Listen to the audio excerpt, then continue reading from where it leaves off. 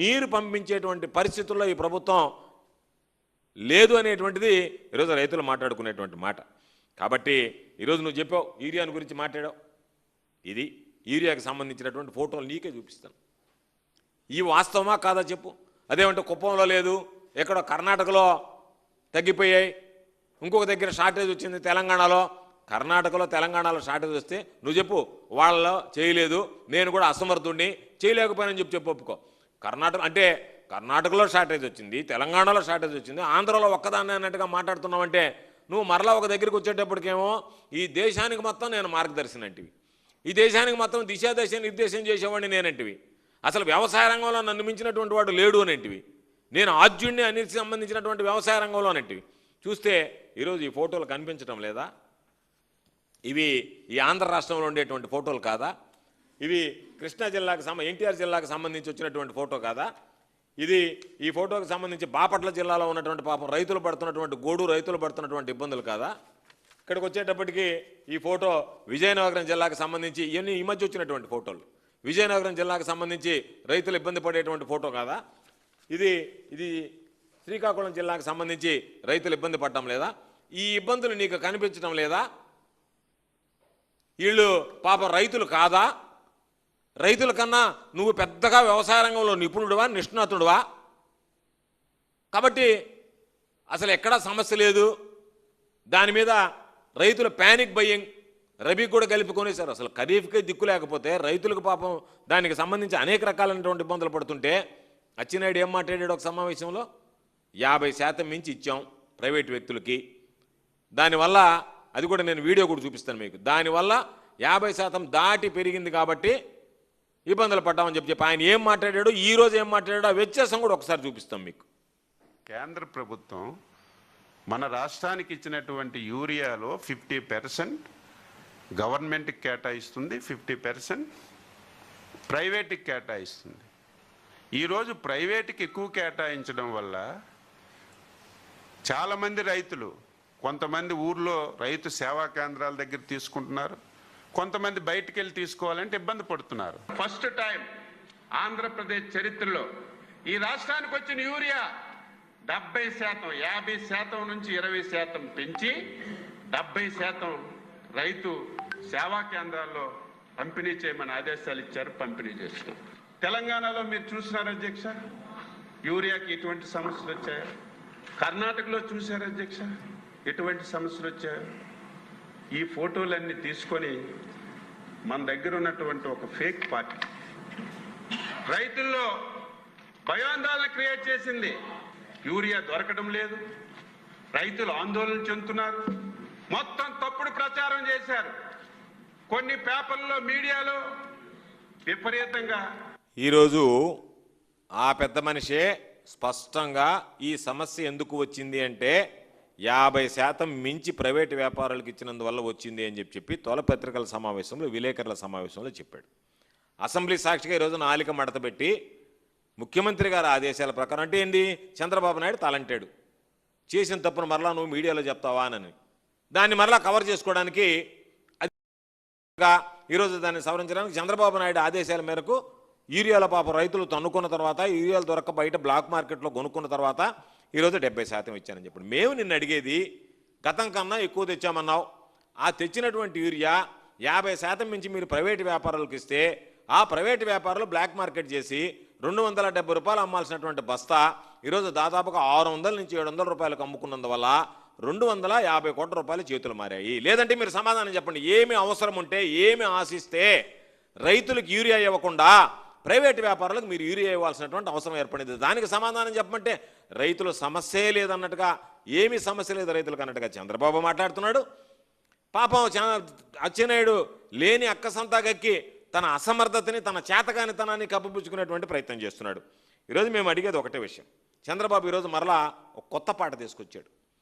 Door delivery చేస్తానన్నాడు. మొన్నటిదాకా ఏమో రైతు భరోసా కేంద్రాల ద్వారా జగన్మోహన్ రెడ్డి గారు రైతుల ముంగిటికే చేర్చాడని చెప్పి పదే చెప్పాం, అది జరిగింది. దాన్ని ఒప్పుకున్నారు, ఈరోజు చేర్చాడు కొంతానని.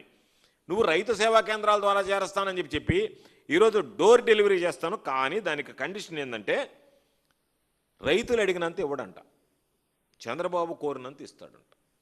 రైతులు మీరు అడిగినంత నేను ఇవ్వను, డోర్ డెలివరీ ఆధార్ కార్డుకు అనుసంధానం చేసి ఎకరాకి ఎంత వేయాలనేటువంటిది ఆయనే నిర్ణయించి నిర్ధారించి దాని ప్రకారం భూసార పరీక్ష చేసి దాని ప్రకారం రైతులకు ఇస్తాను తప్ప రాబోయే రోజుల్లో మీరు అడిగినంత నేను ఇవ్వను అని చెప్పకనే చెప్పాడు ఈరోజు ఆ పెద్ద మనిషి. అంటే రైతులకు యూరియా కష్టాలు అనేటువంటి ఈ సంవత్సరంతో పోవు, ప్రతి సంవత్సరం కూడా యూరియాకి సంబంధించి మీ తిప్పలు మీరు పడండి, మీకేదో నేను అంతో కొంత మీకు ఇస్తా, మిగతాదంతా ప్రైవేట్ వ్యాపారాలకు ఇస్తా, వాళ్ళ దగ్గర నుంచి మీరు ఎంత కొనుక్కుంటారో కొనుక్కోండి అనేటువంటి విధానం తప్ప ఇప్పటికైనా జరిగినటువంటి దాన్ని కప్పిపుచ్చుకునేటువంటి ప్రయత్నం, దాన్ని అధిగమించేటువంటి ప్రయత్నం చేయడం లేదు. ఆ సమస్యని కప్పిపుచ్చుకొని మరలా రకరకాలుగా మాట్లాడి రైతులదే తప్పు ప్రభుత్వాన్ని తప్పు లేదనేటువంటిది దుర్మార్గంగా చిత్రీకరించేటువంటి ప్రయత్నం చేయడం అనేటువంటిది ఇది సరైనటువంటి పద్ధతి కాదు. ఇదే విధంగా పాపం ఈయన చెప్పాడు, ఎవరు అచ్చెన్నాయుడు గారు, పాపం వెలక్కాయకి ములక్కాయకి ఉల్లికి ఏది రేటు తగ్గినా పాపం ఆయనకు నిద్ర పట్టడం లేదంటే ఆయనకు సమస్య వస్తుంది. ఆయన సమస్య అంతా ఏంది, మొన్న జిఎం ఆగ్రో ఇండస్ట్రీస్ చెప్పిన దాని మీద విచారణ జరిగిందా, నాసి రకమైనటువంటివి కొన్ని నన్ను మధ్యంతరంగా మీడియేటర్గా పనిచేయమన్నాడు అంటే ఆ టెన్షన్ పడుతున్నావు పాపం నువ్వు. ఏ విధంగా డబ్బు చేసుకోవాలనేటువంటి టెన్షన్ తప్ప, ఏ విధంగా రైతుల పేరు పెట్టి దోచుకోవాలనేటువంటి ఆలోచన తప్ప, వ్యవసాయానికి సంబంధించి రైతులకు సంబంధించి వ్యవసాయంలో పెట్టుబడి తగ్గించి లాభసాటిగా మార్చాలన్నటువంటి ఆలోచన మీ ప్రభుత్వంలో ఎవరికైనా ఉందా, మీ ముఖ్యమంత్రితో సహా? రైతుల పేరు పెట్టి దోచుకోవడం తప్ప ఈరోజు దానికి సంబంధించినటువంటి దాంట్లో రకరకాలైన చెప్పాడు. యూరియానంట కేంద్రం తగ్గించింది అని చెప్పాడు. వ్యాధులు వస్తున్నాయి కాబట్టి తగ్గించమని చెప్పారు అని చెప్పి ఓ బాగా చంద్రబాబు నాయుడు గారేమో గతం కన్నా నేను ఎక్కువ యూరియా తెచ్చానని చెప్తున్నాడు. ఈయనేమో తగ్గించమని చెప్పాడు.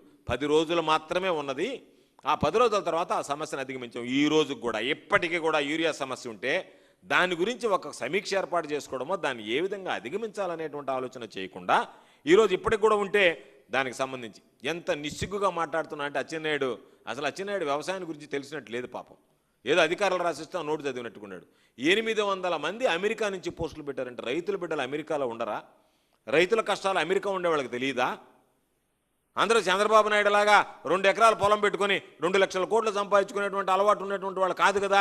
ఇక్కడ సంపాదిస్తే ఆ బిడ్డలకు పంపిస్తే ఆ బిడ్డలు అక్కడ చదువుకుంటారు, తల్లిదండ్రుల కష్టాలు వింటారు. ఈ సంవత్సరం అనుకున్నాం నీకు పంపించాల్సినటువంటి ఫీజు, నీ ఖర్చులకు డబ్బులో ఇవ్వలేకపోతున్నాం ఎందుకంటే రేటు తగ్గిందని, దాని మీద పాపం ఆ బిడ్డలు స్పందిస్తారు. దానిని ఏదో తప్పుపట్టినట్టుగా 800 పోస్టులు అమెరికాలో సోషల్ మీడియాలో పెట్టారని చెప్పి అమెరికాలో పెట్టారంటే సిగ్గుపడాలని, నీ పొరువు అంతర్జాతీయ స్థాయిలో పోతుందే ఈ కూటమి ప్రభుత్వం పొరువు అని చెప్పి దాని కాకుండా ఎవరో కావాలని పెట్టారు. కావాలని పెట్టడానికి 800 పోస్టులు అమెరికాలో పెట్టాలి, ఇక్కడ లేదా? కాకపోతే మీరు చెప్పేటువంటి మాట ఏమన్నా ఒక్కటైనా సరే భూసార పరీక్షలు అనేటువంటి జగన్మోహన్ రెడ్డి గారి హయాంలో జరగలేదు. ల్యాబులు పెట్టారు, ఆ ల్యాబులకు సంబంధించి అసలు మాట్లాడుతున్నారా? అది నోరేనా? ల్యాబులు పెట్టారు, ఒక్క ల్యాబ్లో కూడా సామాన్ లేదు. నువ్వు వస్తావా లేదా మీ వాళ్ళు నన్ను పంపిస్తావా? పంపిస్తే నేను ల్యాబులకు తీసుకెళ్తా. ల్యాబులు ఎంత బ్రహ్మాండంగా కట్టాయో నువ్వు చంద్రబాబు నాయుడు మరో 100 జన్మలు ఎత్తినా సరే జగన్మోహన్ రెడ్డి గారు ల్యాబులు నిర్మాణం చేసినట్టుగా మీరు 100 జన్మలు ఎత్తినా అటువంటి ఆలోచన మీకు రాదు. చేయలేరు, ఎట్టాక మీకు మనసు రాదు చేయడానికి, రైతుల గురించి చేయడానికి మీకు మనసు రాదు. కనీసం మీరు 100 జన్మలు ఎత్తినా సరే రైతుల గురించి ఆ స్థాయిలో ఆలోచన చేయగలరా? సీడ్స్ దగ్గర నుంచి రైతులకు సంబంధించి పండించినటువంటి పంట దగ్గర నుంచి ఫర్టిలైజర్స్ దగ్గర నుంచి పెస్టిసైడ్ దగ్గర నుంచి ప్రతి మండలంలో జిల్లాలో ప్రకృతి వ్యవసాయానికి సంబంధించినటువంటి ఆర్గానిక్ వాటికి సంబంధించి సర్టిఫికేట్ ఇవ్వడానికి అవసరమైనటువంటి కెమికల్ రెసిడ్యూస్ ఏమున్నాయనేటువంటి దగ్గర నుంచి ఎన్ని రకాలైనటువంటి ల్యాబులు పెట్టారు, ఎన్ని రకాలైనటువంటి రీజనల్ కోడింగ్ సెంటర్స్ పెట్టారు. అటువంటిది 100 జన్మలెత్తిన మీకు ఆలోచన రాదే? అటువంటిది ఏమీ చెయ్యలేదు, ఏమీ కాలేదు అని ఈరోజు ఏదో ఒక మాట మాట్లాడేసేసి వెళ్ళిపోయాడు. దానికి సంబంధించినటువంటి దాంట్లో ఏదో తక్కువ చేసి మాట్లాడాలనేటువంటి మాట. ఇంకొక మాట మాట్లాడాడు, ఇన్పుట్ సబ్సిడీ అంటేనే చంద్రబాబు గుర్తుకు రావాలా అన్నాడు. అసలు ఇన్పుట్ సబ్సిడీలో మీరు ఒక్కసారి చూస్తే ఆ ఇన్పుట్ సబ్సిడీకి సంబంధించి ఎంత డబ్బులు ఎగ్గొట్టిపోయారు రైతులకి. ఎప్పుడన్నా ఇన్పుట్ సబ్సిడీ మీరు ఇచ్చారా? మీరు ఇవ్వాల్సినటువంటి డబ్బులు మీరు ఎగ్గొట్టిపోతే ఆ ఇన్పుట్ సబ్సిడీని జగన్మోహన్ రెడ్డి గారు ఇచ్చారు. బకాయిలు పెట్టిపోతే ఇన్పుట్ సబ్సిడీ తెలుసుకో అచ్చెన్నాయుడు, తెలుసుకో. ఎందుకంటే మీరు ఇన్పుట్ సబ్సిడీ అనేటువంటిది పేరు చెప్పి వెళ్ళిపోతే ఏ సీజన్లో నష్టం జరిగితే రైతులకి ఆ సీజన్ ముగిసే లోపల రైతుల ఖాతాలో ఇన్పుట్ సబ్సిడీ వేసేటువంటి సంప్రదాయాన్ని తీసుకొచ్చినటువంటి వ్యక్తి జగన్మోహన్ రెడ్డి గారు. మీలాగా అరాకొరా వేసి బకాయిలు పెట్టి వెళ్ళిపోయినటువంటి వాడు కాదు. కాబట్టి ఇన్పుట్ సబ్సిడీని గురించి నోరు ఎత్తి మాట్లాడేటువంటి హక్కు, అర్హత మీ పార్టీకి మీకు లేదనేటువంటి విషయాన్ని గుర్తుంచుకోండి. ఇన్పుట్ సబ్సిడీ అంటే రైతులకు గుర్తొచ్చేటువంటి వాడు జగన్మోహన్ రెడ్డి గారు. మీరు ఎప్పుడు జన్మలో కూడా కారు. ఇంకో మాట చెప్పాడు, బీమాలకు సంబంధించి పాపం అసలు బీమా ఇవ్వలేదు, ఉచిత పంటల బీమా అమలు కాలేదు. నేను అనేక సందర్భాలు చెప్పా, రైతులకు సంబంధించి ఉచిత పంటల బీమా విషయంలో మీరు ప్రీమియం కట్టినటువంటి వాళ్ళకి బీమా ఇవ్వాలి అనుకున్నారు, రైతులకు అన్యాయం చేయాలనుకున్నారు. దాన్ని చేసుకోండి, ఎందుకంటే అన్ని విధాల రైతు నష్టపోతున్నాడు, ఆ బీమా విషయంలో కూడా రైతు నష్టపోతున్నాడు. కానీ జగన్మోహన్ రెడ్డి గారు ఉన్నప్పుడు ప్రధానమంత్రి ఫసల్ బీమా యోజనలో మనం ఉన్నాం, ఈ రాష్ట్రం ఉంది. కాకపోతే యూనివర్సలైజేషన్ కింద ప్రతి సెంటు పొలాన్ని కవర్ చేయాలి అని అంటే సాధారణంగా ఏంటి, ఒక వంతు రైతు భరిస్తాడు, ఒక వంతు రాష్ట్ర ప్రభుత్వం భరిస్తుంది, ఒక వంతు కేంద్ర ప్రభుత్వం భరిస్తుంది ప్రధానమంత్రి ఫసల్ బీమా యోజనలో. అది మనకు వెసులుబాటును కలిగిస్తుంది. కానీ ఏ రోజైతే మీరు దానికి సంబంధించినటువంటి దాంట్లో ప్రధానమంత్రి ఫసల్ బీమా యోజనలో మేము కొన్నిటిగా ఇస్తామని చెప్పి పరిమితులు విధించుకుంటే దాని ప్రకారం రైతులు నష్టపోతున్నారు అని ఆ స్కీమ్ నుంచి బయటకు వచ్చి రైతు కట్టాల్సినటువంటి మొత్తం, రాష్ట్రం కట్టాల్సినటువంటి మొత్తం, కేంద్రం కట్టాల్సినటువంటి మొత్తం 100% ప్రీమియం భరించి దాని ప్రకారం రైతులకు సంబంధించినటువంటి రాష్ట్ర ఖజానా నుంచి చెల్లించడం జరిగింది ఉచిత పంటల బీమా. మీరు ఎగ్గొట్టిపోయినటువంటి బీమా 2018-19కి సంబంధించినటువంటి దాంట్లో 596 కోట్ల 40 లక్షల రూపాయలు ఎగ్గొట్టారు. 2019-20కి సంబంధించినటువంటి దాంట్లో 1252 కోట్ల రూపాయలు ఇవ్వాల్సి ఉండింది. 2020-21కి సంబంధించి 1739 కోట్లు ఇచ్చాం. 2021-22 సంవత్సరం ఒక్క సంవత్సరంలోనే 2977 కోట్ల 82 లక్షల రూపాయలు ఇచ్చాం. నీ దగ్గర రికార్డు ఉంటుంది, కావాలంటే వెరిఫై చేసుకో. మరలా గుర్తుపెట్టుకో, 2021-22 సంవత్సరంలో ఆంధ్ర రాష్ట్ర చరిత్రలో ఎన్నడూ లేనటువంటి విధంగా గరిష్ట స్థాయిలో, రికార్డు స్థాయిలో ఒకే సంవత్సరంలో 2977 కోట్ల 82 లక్షలు అచ్చెన్నాయుడు ఇచ్చినటువంటి మొత్తం నువ్వు చెప్పావు ఇందాక అదే నోటితో, ఏమి ఇవ్వలేదు పంటల బీమా సంబంధించి అని చెప్పి. ఆ ఒక్క విషయం గుర్తుపెట్టుకో, రేపు వెళ్ళు వెరిఫై చేయి. నీకు ఛాలెంజ్ విసురుతున్నా, ఒకవేళ మేమే కనుక 2021-22కి సంబంధించి జూన్ 2022లో 15,60,703 మంది రైతులకి 2,977 కోట్లు ఇవ్వకపోతే నువ్వు చెప్పినటువంటిది ఏది చేయడానికైనా నేను సిద్ధంగా